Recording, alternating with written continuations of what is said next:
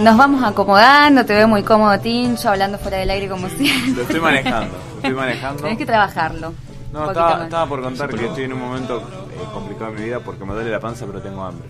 Ah, qué mal. Porque me duele la panza y vengo quejándome mucho aparte a propósito de eso. Y Juancito dijo, tengo empanadas en la mochila. Y dije, ay, empanadas. ¿No? Como, chao dolor. Comería 4 o 5 empanadas. Pero no era que te dolía la panza. Pero me duele. Con dolor 5, sin dolor. Bueno, igual podés tener hambre cuando te duele la panza a veces. Sí, claramente, mirame ahora. Eso es un ejemplo. Mirá esta cara. Esta cara es de que me duele la panza y tengo hambre. Un claro ejemplo. Todo esto lo traemos a cuento porque en los 60 a los hippies también le dolía la panza a veces. Por eso estaban revolucionados. En los 60 pasaron un montón de cosas, gente. Y es más, le voy a decir que nos vamos a quedar cortos con lo que vamos a hablar hoy.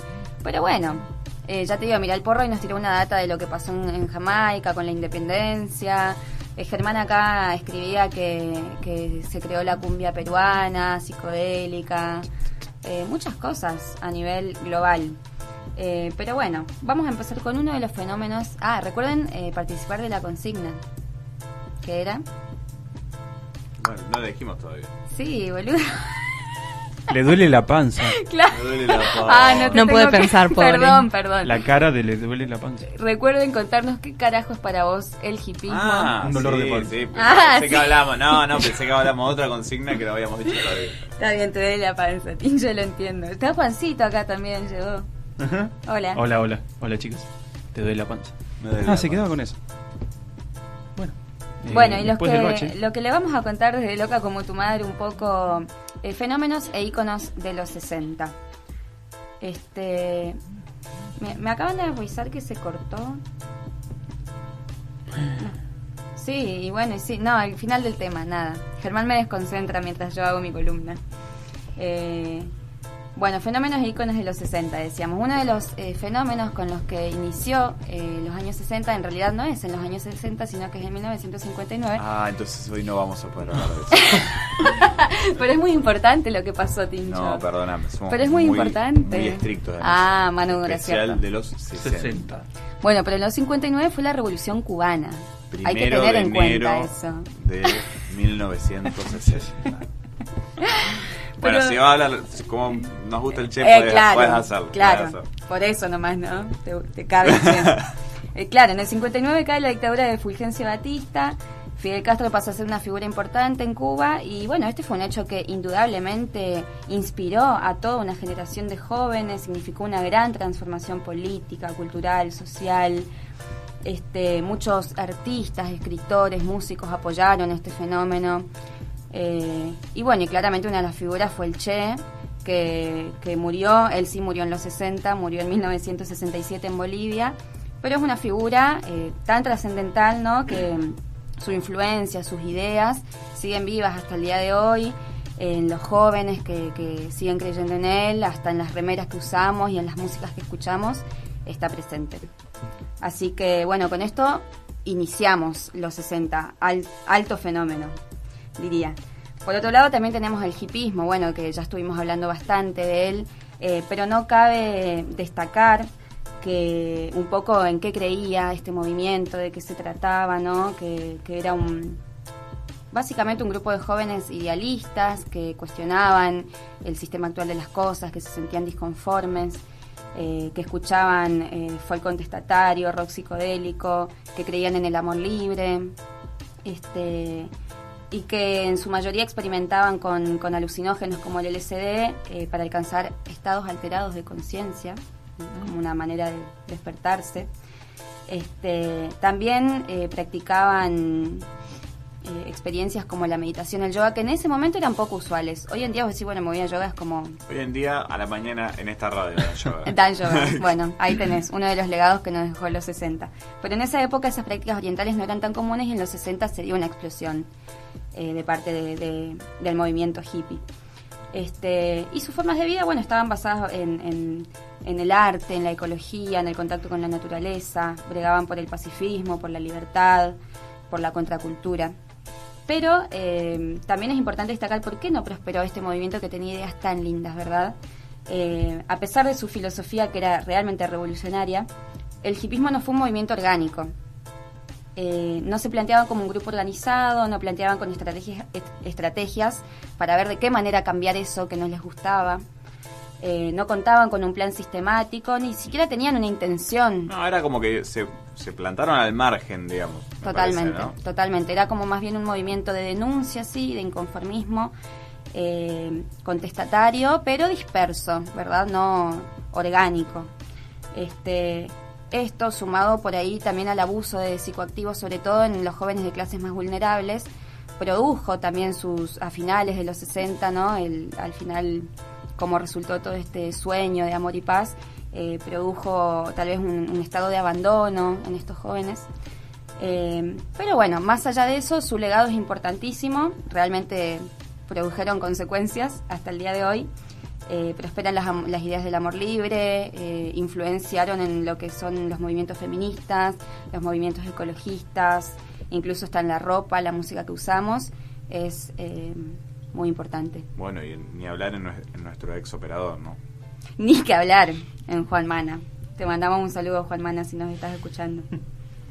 Otro de los fenómenos claramente que impulsó a que todo esto sucediese fue la guerra de Vietnam, que se dio entre los 59 y los 75 y el 75, ¿no? Este conflicto bélico entre Vietnam del Norte y Vietnam del Sur, pero el estallido fue en el 64 cuando Estados Unidos manda a bombardear a Vietnam, interviene en la guerra, y ahí es cuando miles de jóvenes salen a las calles en Estados Unidos. Porque aparte hay que decir algo muy importante, que es que Vietnam es la primera vez que se televisa la guerra. Entonces, desde el gobierno de Estados Unidos se impulsó como una medida nacionalista y en realidad tuvo la respuesta contraria de los jóvenes. Totalmente. Que al ver las imágenes y la brutalidad de la guerra, se pusieron en contra y manifestaron. Totalmente. Y se creó un quiebre en la sociedad también, ¿no? Porque estaban aquellos que estaban en contra de la guerra en la sociedad norteamericana y mundial, aquellos que estaban a favor.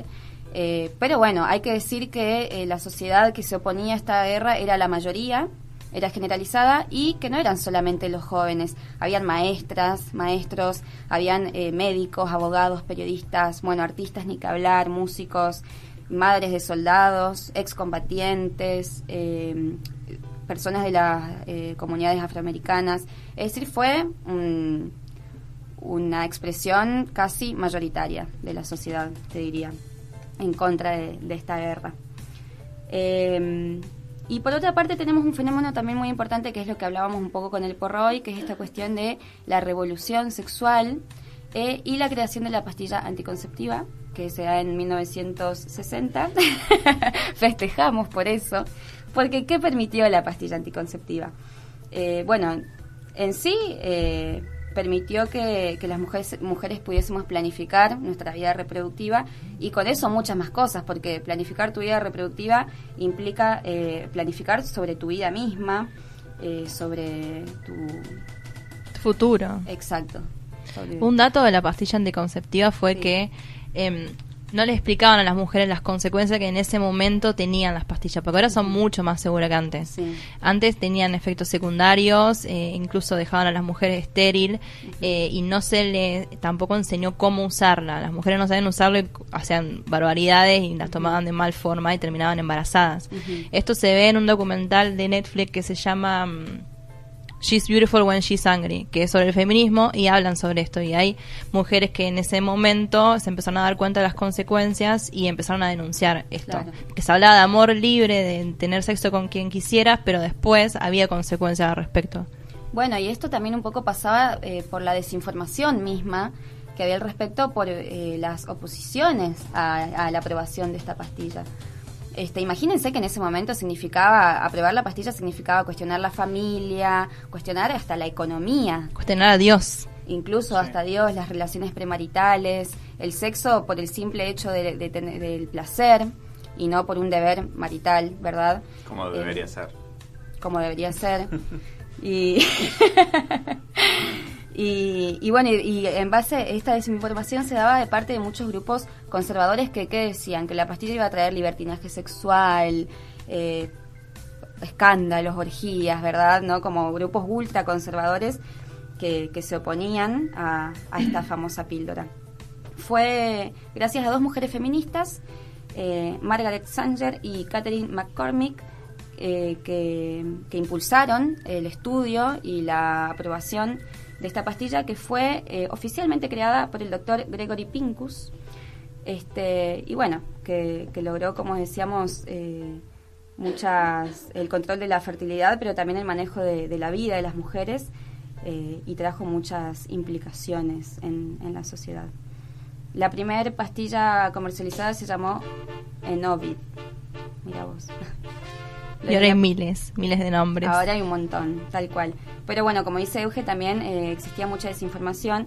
Pero bueno, el hecho fue un puntapié para lo que el Porra decía era la revolución sexual, que estaba muy caracterizada por esto del amor libre, por la normalización de la desnudez, si se quiere, ¿no? Que antes ver gente desnuda era un escándalo. Exacto, y en Woodstock ya después salían todos en bolas, y también implicó una mayor, no sé si tolerancia, pero por lo menos sí revolucionó el terreno de la homosexualidad, de la comunidad LGBT, la normalización del sexo premarital y formas alternativas de sexualidad.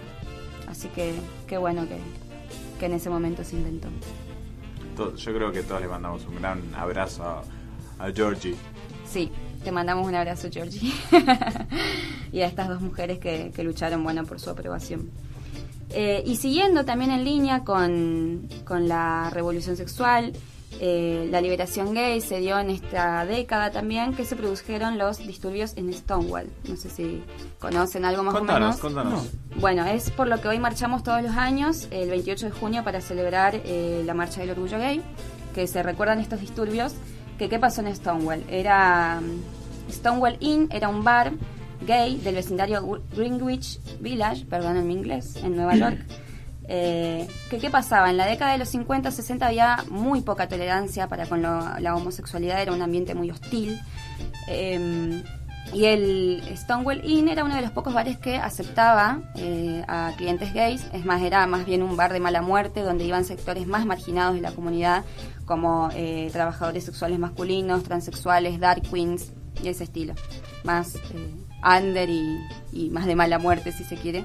Y se ponía heavy porque la policía iba a reprimir siempre, veías dos hombres juntos, los llevaba arrestados, hasta que un día, bueno, decidieron obviamente organizarse en contra de eso, levantarse. Y si se quiere, es como el primer antecedente en Estados Unidos de organización de activistas gays. Y bueno, a partir de este disturbio se empezaron a organizar. ¿Pero qué fue lo que hicieron ese disturbio? Se enfrentaron físicamente, hubo represión, los llevaron presos y duró varios días los disturbios en Stonewall. Bueno, a partir de ahí se empezaron a formar organizaciones LGBT propiamente. Qué duro para un policía conservador que va a reprimir a un bar gay que dos travestis lo fajen, ¿no? Sí, totalmente. Y eso fue lo que pasó. Un par de Muchas personas terminaron heridas de los dos bandos, ¿no? Lamentablemente, bueno, los policías está muy bien que hayan terminado. Pero bueno, fueron días de mucha tensión y por eso hoy marchamos cada año los 28 de junio para recordar estos disturbios tan históricos. Y bueno, antes de ir a una pequeña pausa, porque tenemos muchas cosas más de las que seguir charlando, pero también vale recordar a Martin Luther King. Esta fue una década en la que se obtuvieron muchos derechos raciales. No sé si se obtuvieron, pero se empezó la lucha. Claro. Porque en esta época se organizó lo que se llamó el boicot de autobuses de Montgomery. En realidad eso empezó en 1955, que es cuando ocurrió esto de que... Ahí ya lo hablamos. Bueno, 59 se aceptaba. pero antecedentes son antecedentes. Claro, pero 59 entraba. Claro. Pero 55 ya no. 5 años atrás. ¿Y si influencia después en los 60? Sí. No. Claro, se me cae la columna, chicos. chicos. De la influencia del 60, no hablemos se me del cae la columna. Después lo que vamos a hablar con Euge, entonces no cuenta.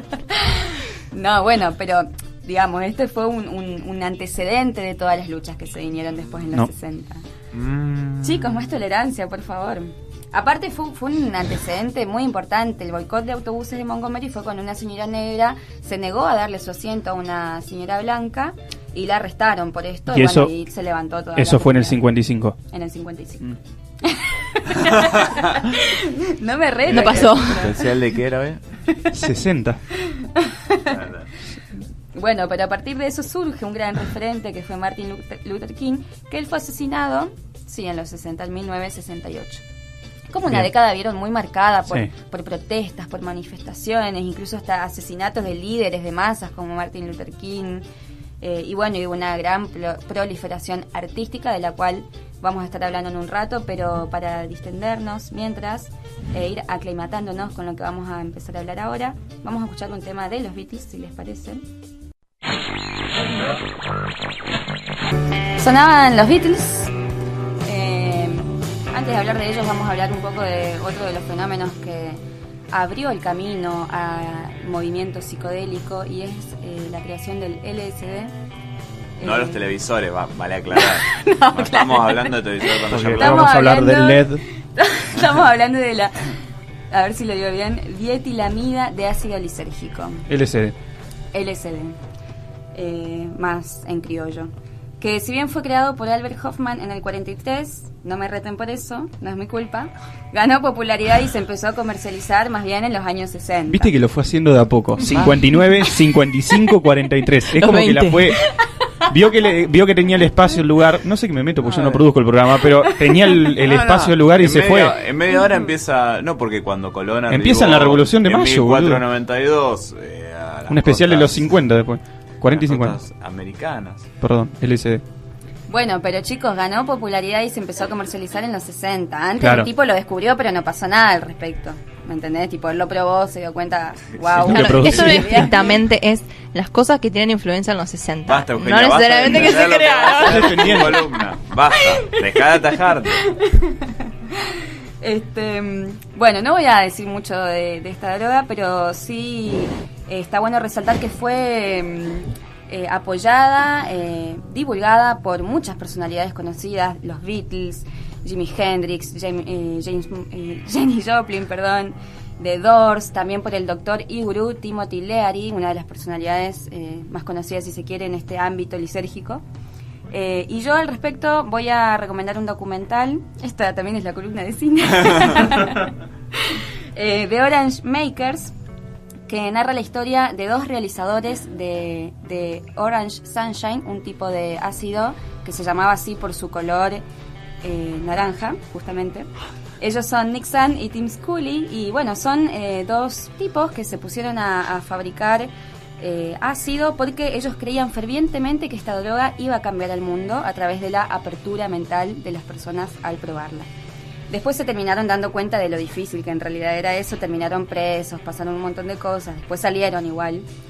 Pero bueno, ellos fueron gran parte de los responsables del aumento de consumo de esta droga en los 60, aunque no se los conoce tanto, porque ellos lo distribuían, lo fabricaban, hacían de todo.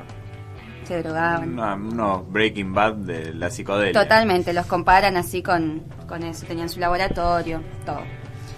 Bueno, después tenemos a los Beatles en el terreno de la música. Acá nos vamos a empezar a meter un poco más en el terreno del arte, que es una de las bandas más exitosas, si se quiere, de la historia mundial, comparable al éxito, por ejemplo, que tuvo Elvis Presley. Y bueno, tienen canciones que hoy en día, ¿no? Todos, por lo menos, tararear alguna, sabemos. Yesterday. Todos se ponían a cantar. Yesterday es una de las canciones más versionadas en la historia de la música. Y yo... me trabé. Charly García dice que, o dijo en algún momento cuando tenía más fluidez Cuando hablaba verborrágica, dijo que si alguien le decía que no le gustaban los Beatles, ya no confiaba tanto en esa persona. Y acá, ¿Ah, sí? acá dentro de mi cuerpo respetamos mucho a Charly, así que vamos a decir lo mismo. ¿Respetamos esa filosofía? Bien. A mí me pasa lo mismo con la gente que no le gustan los gatos. ¿Los gatos la banda? No, los gatos animales. Lito Nevia, Claro, porque yo empecé a cantar la balsa. No. Estamos hablando de los A mí 60. los gatos mucho gatos no me bichos. gustan. A mí los gatos mucho no me gustan. No confío barrera tanto en vos. invisible. No confío tanto en vos, entonces. Y tu Acá columna no empezó en los 60. Es más, se está hablando acá de se gente que quiebra no el es de los programa. 60. Se quiebra el programa, te digo. Bueno, lo paradójico de los Beatles es que a pesar de haber sido uno de los íconos de la contracultura, se fueron transformando en figuras comerciales, llegando a recaudar millones de dólares con sus discos. Pero igual fue medio al revés, me parece. Esta es ¿Qué? mi humilde opinión. A ver, Empezaron dinos. siendo más un producto comercial, a pesar de que era algo nuevo en el momento, y después llevaron su búsqueda a cualquier lado, digamos, a donde... Me parece que la búsqueda musical llegó más que nada cuando ya eran un éxito, que cuando la empezaron a pegar con con temas tan profundos como She Love You, Yeah, Yeah, Yeah, o Love Me Do.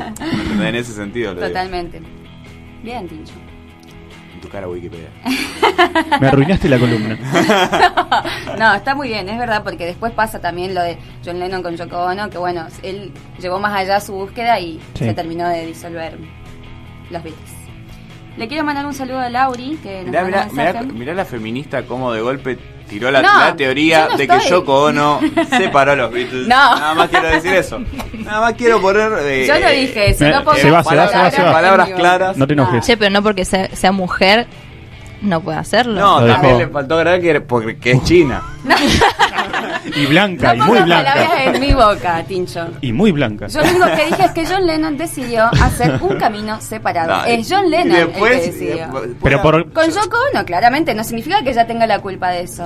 ¿Quién lo llevó? Aparte de Charlie García, si hay alguien a que admiro mucho, es a Moria, que dice que nadie resiste un archivo. Y yo voy a volver a escuchar la grabación de este programa. Totalmente, y ahí vas a ver que estás poniendo palabras en mi boca. Enojando. Se enoja. Ella es la que se equivoca con los años y se enoja. Mira, le estaba por mandar un saludo a Lauri antes de que me interrumpas. Que nos También dice de los 60. que le gusta, que aguante los Doors, dice que dice grande el Rey Lagarto. Hay un poema que lo inmortalizó como tal, el Rey Lagarto. Así que un saludo Rey también Lagarto es para Morrison. Exactamente. Un saludito a Renata también, que nos está escuchando. Un saludito a Renata. Renata. Que Bien. era, Sobrina de mi novia, un quilombo, pero sí, Renata. bueno, un saludo para Renata. Es la sobrina de la novia de Juan. Muy bien. Perfecto. Que no nació en los 60. Tiene menos de un año. Entonces, no le podemos mandar. Lo único de 60 son más de 60 días. Bueno, y también ahora con Euge vamos a hablar de otro fenómeno que no es estrictamente de los 60, pero que tuvo influencia. Dame las empanadas. Lo vinimos aclarando desde el principio del programa, así que... Le duele la panza, Que se es va. se va Tincho. ¿Qué es Lo la peor es que hizo toda generación la mímica. beatnik? Beat. ¿Generación? Es la generación beat, pero más adelante se utilizó el término beatnik para como agrupar lo que fue también el movimiento hippie, más después. Ajá. Bueno, esta generación es una generación de escritores estadounidenses de los 50 que tomó más importancia en los 60 porque fue la que motivó a que surgiera el activismo y este descontento de la sociedad con lo que estaba pasando en Estados Unidos. Fue muy controversial lo que escribían porque trataban temas así como el amor libre, la orgía, el sexo libre, liberado.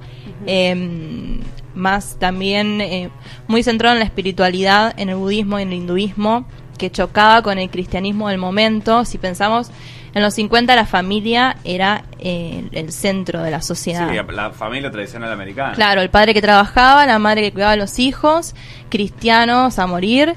Y bueno, este grupo de jóvenes escritores rompió con eso, creó un movimiento contracultural que seguía otro camino, eran más ligados a lo que dije antes, algo que no se podía ni concebir en el pensamiento de la sociedad de ese momento, que también saliendo de la Segunda Guerra Mundial estaba metida en el consumismo y el capitalismo, y bueno, lo que hacía también esta generación de escritores era liberarse y dejar las cosas materiales y centrarse más en lo espiritual y en lo artístico.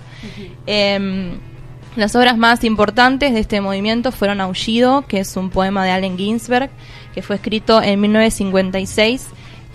Lo publicamos en nuestro Facebook. Yo lo recomiendo leer en inglés porque tiene un ritmo y una poética totalmente distinta, pero bueno, por cuestiones Si no lógicas... entendemos Ahí la cara de cierta correntina. Por eso. En contra de tu consejo. Por cuestiones lógicas y de geolocalización, que estamos en Argentina, lo publicamos en castellano, pero el que sepa, léalo en inglés, por favor, porque no tiene desperdicio. Después también está En el camino de Jack Kerouac, que es una obra emblemática como su escritor, que fue como el principal de este movimiento. El que le puso el nombre, incluso. Claro. En el camino es un libro casi autobiográfico del autor, que cuenta cómo él en la carretera, on the road, va por todos los estados de Estados Unidos hasta llegar a California, y bueno, y todo su recorrido, su liberación en ese momento, y cómo se subía a trenes en movimiento ilegalmente o hacía dedo hasta llegar a California. También está El almuerzo desnudo de William Burroughs, que no lo leí, así que no puedo dar información. Y otros miembros de la generación Beat fueron, por ejemplo, Neal Cassady o Lucian Carr. Lucian Carr fue muy controversial porque este grupo de escritores se conocieron en la universidad. Eran amigos de amigos o vivían juntos en la universidad y hacían las mismas carreras. Y Lucian Carr era muy amigo de Allen Ginsberg porque estaban en el mismo cuarto de habitación. Y este hombre mató a otro a puñaladas en el momento en que estaba en la universidad. Fue condenado a 20 años de prisión, pero hizo 2 gracias a las influencias que tenía, entre ellos Jack Kerouac, que fue cómplice de encubrir un asesinato, en este caso, este asesinato. Así que, claro, jodida. Oh, bueno, chicos. Qué linda la generación del 60. Una de las razones por las cuales en sus libros, que eran tan autobiográficos que mencionaban mucho de estos autores, se mencionaban a ellos mismos, usaban seudónimos muchas veces para encubrir cosas jodidas como la droga o asesinatos que podían provocar problemas legales. Bueno, el nombre beat viene de los músicos afroamericanos, que se llamaba como beat down, como si fuera abatido, y también de la música jazz. El beat es el ritmo, y los escritores de la generación beat se ligaban mucho a la música jazz, escuchaban mucho. Y por ejemplo, Jack Kerouac inventó una forma de escribir que es la prosa espontánea, que seguía el ritmo del jazz. Él escribía libremente lo que te salía de la mente. Cuando se leen los libros de él, es increíble porque se siente que se está en el pensamiento, porque no tienen ni comas, ni punto, ni mayúscula. Y bueno, también tiene esta poética de que sigue lo que él va escribiendo en el momento. Incluso fue muy criticado por personas influyentes como Truman Capote, que dijo que lo que él escribía no era literatura, sino era mecanografiar. Un insulto totalmente. Y tienen... esta generación es como mística. Todos los que lo leen se quedan, wow, ¿qué es esto? Porque es una forma de escribir totalmente distinta a la que conocemos, rompe con los cánones de la literatura y trata temas como los que venimos hablando desde el principio del programa, que incluso en este momento son controversiales y no se leen mucho en otros lados. Claro. Y hay un montón de películas sobre el tema. Por ejemplo, está Kill Your Darlings, donde actúa el actor de Harry Potter, Daniel Radcliffe, y trata la historia justamente de Allen Ginsberg y de Lucian Carr en el momento en que estaban en la universidad y que Lucian Carr mató a un tipo. También hay otra, Howl, que es Aullido, que también trata la historia de Allen Ginsberg y cómo en los jams de poesía empezó a escribir este poema tan importante.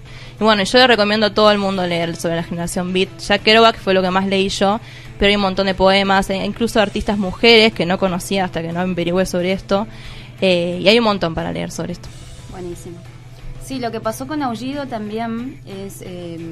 fue tan controversial en esa época que incluso, y bueno, la peli Howl cuenta un poco de esto, se hizo un juicio alrededor del poema, tipo, lo denunciaron, al tipo lo enjuiciaron porque era tan... utilizaba un lenguaje tan exuberante, hablaba de sexualidad... Tan explícito, verga, decía. Totalmente. Lo que escuchamos cuando trae Juanpa a escritores tan controversiales, bueno, en esa época que era tremendo escuchar eso. Sí, totalmente. Por eso fue un revolucionario. Por eso, incluso hasta el FBI lo catalogó a Allen Ginsberg como una amenaza para la sociedad, que bueno, claramente para la sociedad tradicional era una amenaza. Sí. Que a pesar de que fue una generación de los 50, toda la generación de los 60 se basaron en los ideales de esta generación. Incluso hasta el mismo Jim Morrison, el Rey Lagarto, era un fanático a morir de Allen Ginsberg, bueno, justamente por sus largos versos, por su exuberancia al escribir. Él también seguía mucho el ritmo del jazz al escribir. Claro. Sí, incluso los poemas eran largos, tenían versos largos que no eran nada que ver con los poemas que se leían en ese momento. Sí, totalmente. Bueno, Aullido es un poema bastante largo. Incluso tiene 3 partes. Tiene 3 partes. Y está catalogado como un poema largo. No llega a ser tampoco... una especie de prosa poética. Y bueno, muy revolucionario, la verdad, estos escritores. Después hay un montón de cosas más para seguir hablando, gente, pero se nos va el tiempo. Sí, ¿Qué le vamos a Cristian hacer? está mirando, no lo estoy viendo, pero puedo sentirlo. Sí, lo estamos mirando sintiendo. el reloj. No, se asoma, mirá. Hablar tanto de experiencias alucinógenas y de místicas como que nos da poder de telepatía. Entonces nos estamos dando cuenta que a él no le gusta que nos extendamos tanto. ¿Qué resta decir? Bueno, que en los 60 fue Woodstock, ¿no? Este festival de 3 días de paz y música, 3 días lluviosos donde se presentaron altos artistas, 32 actos para ser exactos. Muchos bebés se generaron en ese momento. No, porque ya tenían la pastilla. Bueno, ponele. Pero bueno, sí, mucho amor libre, mucho nacimiento. El Mayo francés fue en el 68, en Francia, ¿no? Estos grupos de jóvenes y estudiantes que se unieron con los obreros para reclamar en contra de la sociedad de consumo, en contra de los modelos de educación tradicionales y en contra de la autoridad. Y que se replicó en Argentina, claramente, último dato no lo podemos dejar pasar, pero no por eso menos importante, sino que todo lo contrario. En mayo del 69, es decir, un año después del Mayo francés, se produce en primer lugar el correntinazo, sí, en mi provincia querida, que bueno, por un levantamiento estudiantil fue por el comedor universitario, en donde muere el estudiante Pampillón. José Cabral. No. Nada que ver. Nada que ver. Pampillón, no. Esto fue durante la dictadura de Onganía, como dijiste vos hoy, Tincho. A partir de la muerte de José Cabral se da el Rosariazo, aquí en esta misma ciudad que todos habitamos, y finalmente el Cordobazo en el mismo mes del 69, que fue principalmente, como dijo hoy el Porra, creo que habló de eso también, mayormente de luchas obreras. Pero bueno, vieron una década muy movida, muy agitada. Sí, sin duda. Para hacer varios programas. No hablamos de Andy Warhol, no hablamos de Patrick Tendremos que haber King, hecho una parte. Vamos a hacer una parte 2. Claro, tendríamos que haber hecho la parte de los antecedentes uno. anteriores al 60, que es la parte que más le gustaba a Diana. Que es como el especial.